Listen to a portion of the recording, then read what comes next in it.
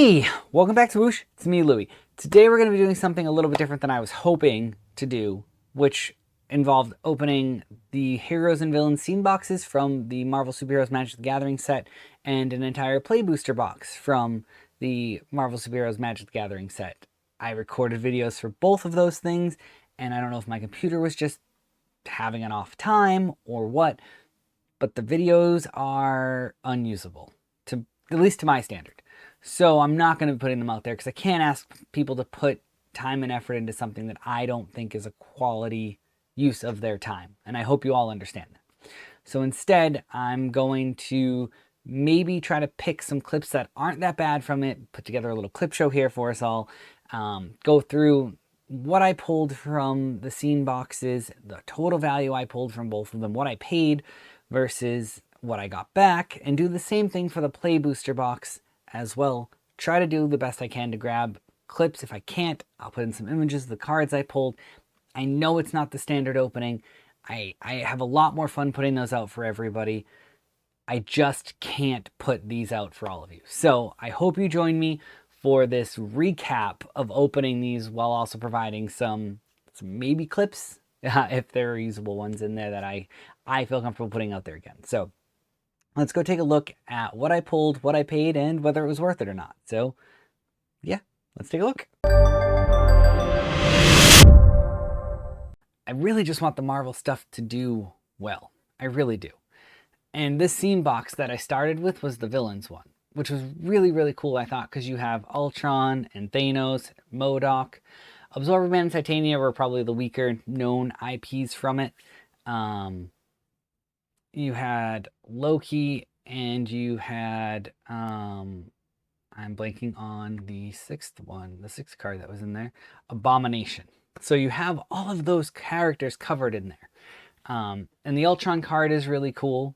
It's it's up on the screen now. The Thanos card, really, really good. I may or may not put that in a Shieldred mono black deck that I have going. The MODOK card, cool to see MODOK on a card. I don't know, his standard set card I actually think happens to be a little bit better. Like I said, Absorbing Man and Titania, kind of a little bit of a rougher card choice, I think. I don't know that anybody's going to be clamoring for that. Abomination is kind of cool to go in like a big stompy creature deck like you always have. And Loki is, well, Loki. So cool to see those in there. Cool to have all of them. And just be able to kind of get them going right off the bat. Like, you don't have to worry about it. It's a really, really good setup there. And all of those carried, I would say, maybe between $2 and $3 value. You'll see the values up here on the screen. But they didn't carry as much value as it seemed that the Heroes ones did. And where it really started to set in was in the Play Boosters for maybe a lack of value. There's obviously some big hits. The Mind Stone being the big one, which I haven't seen too many of those honestly opened yet.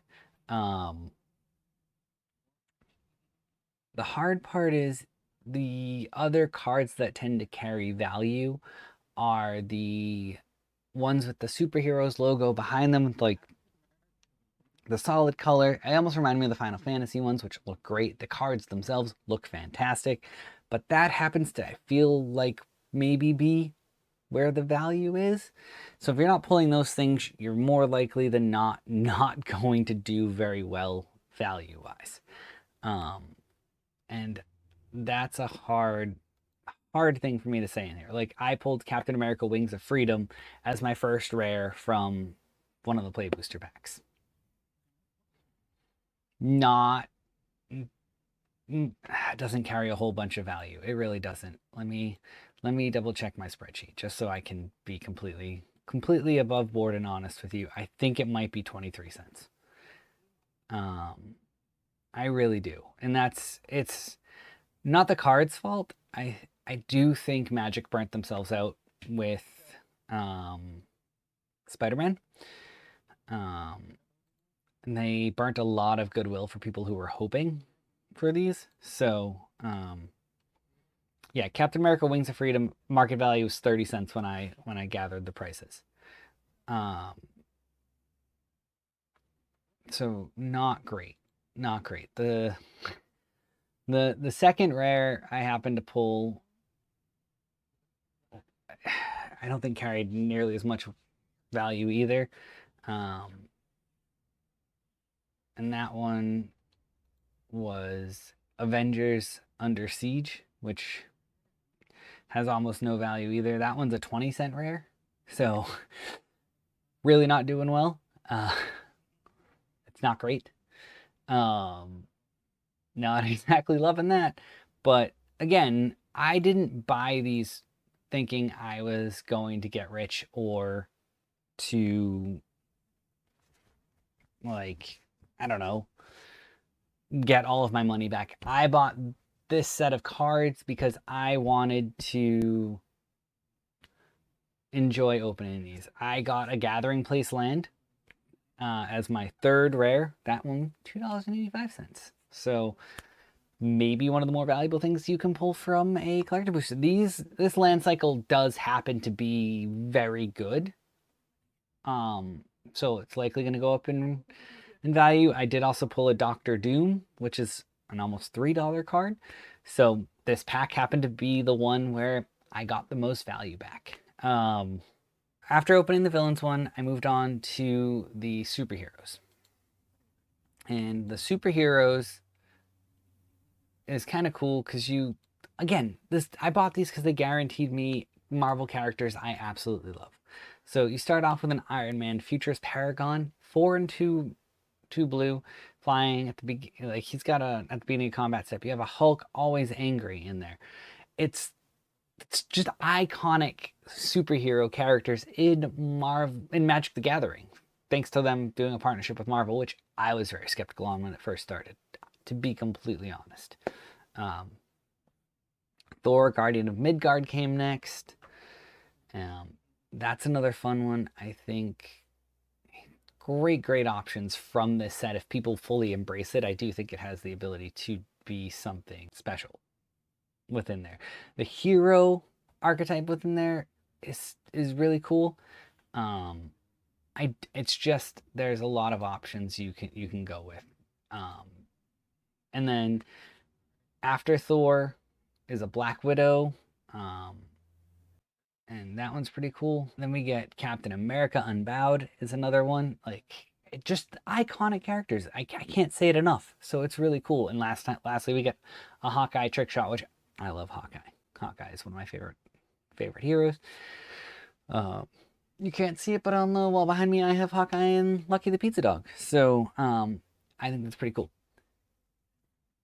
He has First Strike and Reach. So I think Hawkeye is really cool. Those happen to be where a lot of the value in the boxes were, if I'm being honest.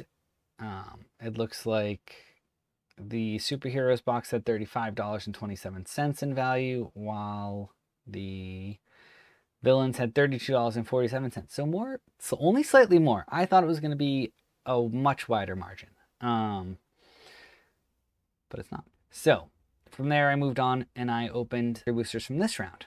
And it wasn't, I pulled a Mighty Thor Jane Foster, which I hope Rachel doesn't get mad at me. Not the most valuable card. It's only like a 30-cent card. I pulled another Captain America Wings Unbowed, and I believe it was at about this point in time I started to feel like things felt a little repetitive in the set. Even though it's a bigger set than Spider-Man, it does have some repetitiveness to it that I can't shake. And I will say that that's not great. I can't explain why. I know there's an overabundance of mythical creatures in it that people don't love. And I get that. Like, the legendary creatures in there are extremely concerning for the level of legendaries they're putting out. I get it. Named people tend to be legendary in Magic the Gathering, so if you're using some of those secondary characters, they're there. Totally get it. But it is hard to justify putting in a bunch of uncommon, sometimes even common level legendary creatures into the game. It's It's a lot. Usually they're reserved for uncommon and rare. Like it's uncommon is usually the lowest, but with Spider-Man we saw some commons come in for it, and I don't know. It does water down the game a little bit. I will say that. The last rare I pulled from any of my packs was Multiversal Incursion, which is only like 80 cents. I did pull a foil regular framed Avengers Tower, which I happen to think is a really cool land in the whole set, but that's neither here nor there. So overall, the average cost of one of these boxes for me was $47.80. In total, I made $75.50 back on cards. I did not break even, and you know what? I'm still happy about it because I think the scene boxes are a really great way to allow people to guarantee themselves to get a character they like. I would say pick them up if you enjoy the Marvel stuff. If you don't enjoy the Marvel stuff, maybe they're not for you. Maybe these sets aren't for you. But there are some cool cards in there, so you should check them out. Does the set start to feel repetitive? Yes. Is it better than Spider-Man? Yes. Does it still feel like they are making too many of the same character in a set? Also yes. So all of these things are possible, and I promise they are all here. If you enjoy this video, let me know in the comments. I cannot apologize enough for having to put this out rather than my original opening that I was hoping to do, but I hope this was fun. Look out for my a pack a day for 30 days as I continue to hunt for a Mind Stone. Spoiler, you won't see me pull one in the full box video that recap that I'll do too. So we're still on the hunt, and if you follow the 30 days and I don't get one by the end, I'm going to buy myself one at full retail. So hopefully I pull one and don't have to spend more money on this set. So that's it for us here. We'll catch you next time.